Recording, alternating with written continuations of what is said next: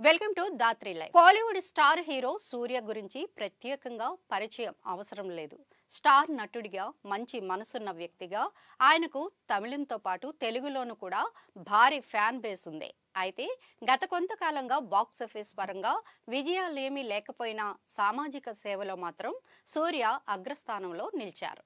ఇందుకు ప్రధాన ఉదాహరణగా నిలిచింది ఆయన స్థాపించిన అగరం ఫౌండేషన్. 2008లో ప్రారంభమైన అగరం ఫౌండేషన్ ఈ ఏడాది 15 ఏళ్లు పూర్తి చేసుకుంది. ఈ సందర్భంగా చెన్నైలో గ్రాండ్ సెలబ్రేషన్ ని నిర్వహించారు.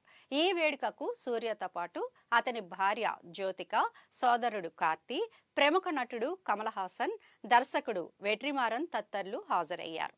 ఈ వేడుకలో అగరం ఫౌండేషన్ సాయంతో చదువు పూర్తి చేసిన విద్యార్థులు స్టేజ్ పైకొచ్చారు.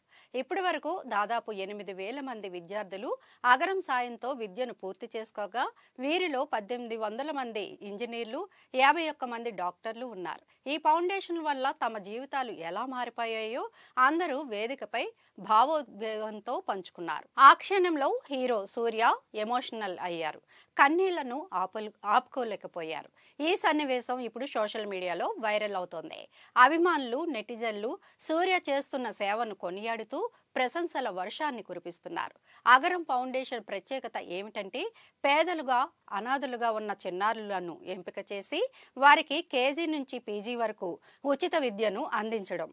ఇందుకోసం సూర్య కోట్ల రూపాయలను ఖర్చు చేస్తున్నారు. అంతేకాదు తన ఇంటినే అగరం స్కూల్ కి కేటాయించడం కూడా ఆయన గొప్ప మనసుకి నిదర్శనమని చెప్పాలి.